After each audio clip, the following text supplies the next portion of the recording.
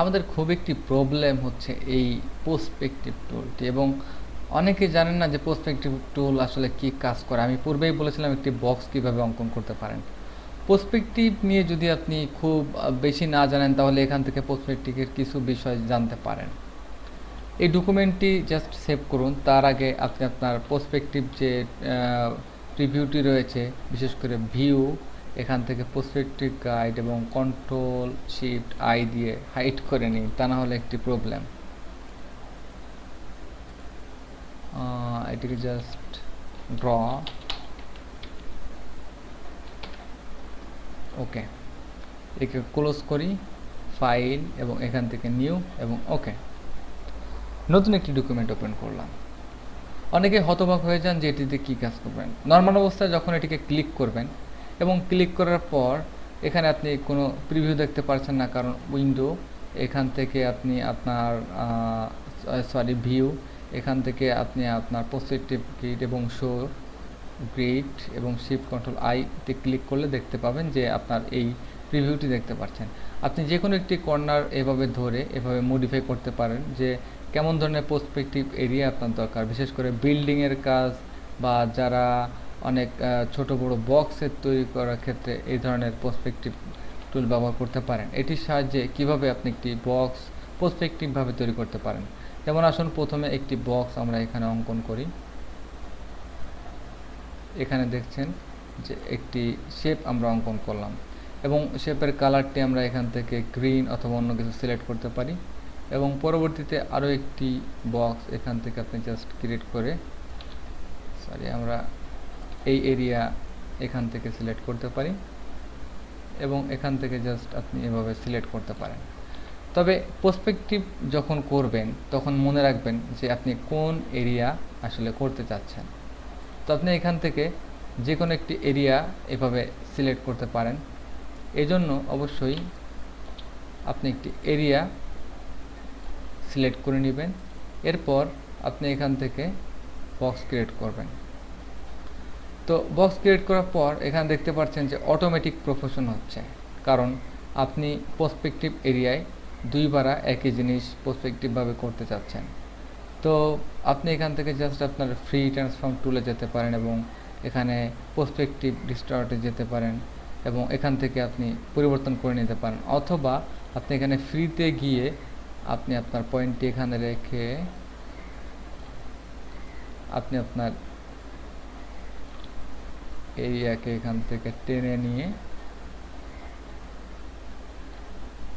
Just আপনার perspective area matching করাতে পারেন। ওকে, তো এইবার যে আপনার এই এরিয়াটি হয়েছে, এটি মনে করুন আপনার ফ্লোরের ক্ষেত্রে আপনি কিভাবে একটি ফ্লোর দিতে পারেন। এখানে দেখা যাচ্ছে যে আপনি এবার হাইড করে দিতে পারেন আপনার পার্সপেক্টিভ এরিয়াকে, অথবা আপনি এখান থেকে আপনার ফ্লোরটি কতটুকু হাইট হবে আপনি এখান থেকে জাস্ট পরিবর্তন করতে পারেন। তো যাই হোক, আমি এখানে সিম্পলি একটি ফ্লোর তৈরি করব এবং এখান থেকে ভিউ, পার্সপেক্টিভ হাইট। এবার যদি আপনি এখানে একটি সিম্পল বক্স তৈরি করেন এবং এটিকে জাস্ট নিচেই আমরা দিয়ে দেব।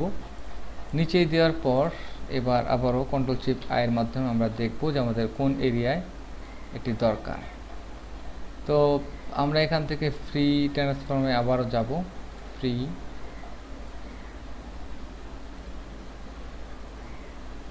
এখান থেকে আমরা এদিকে সিলেক্ট করি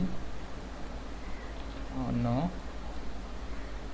এবং আমরা জাস্ট এটিকে নিচের দিকে নিয়ে যাই।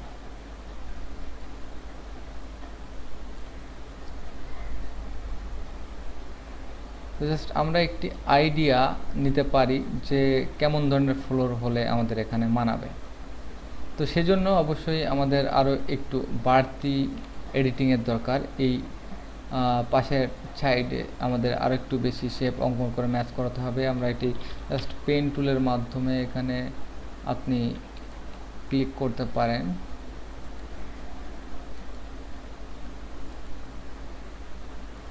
ওকে,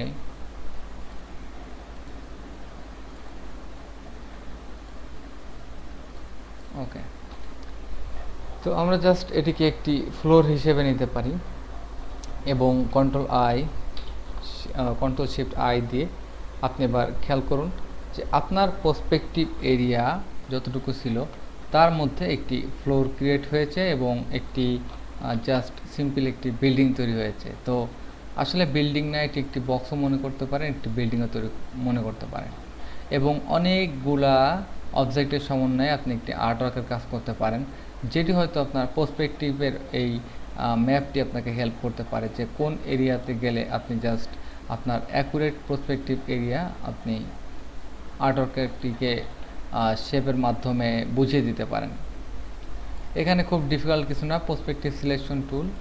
এরপর রয়েছে আমাদের ম্যাশ টুল এবং গ্রেডিয়েন্ট টুল অনেক চমৎকার, এবং কালার নিয়ে যদি আপনি কাজ করেন তাহলে এই দুটি অবশ্যই অপরিহার্য আপনার ব্যবহার করতে হবে, কারণ যে কোনো একটি অবজেক্টকে আপনি যখন একের অধিক কালার দিয়ে ফিল আপ করতে চাইবেন তখন অবশ্যই আপনার এখান থেকে ম্যাশ টুল অথবা গ্রেডিয়েন্ট টুল ব্যবহার করতে হবে।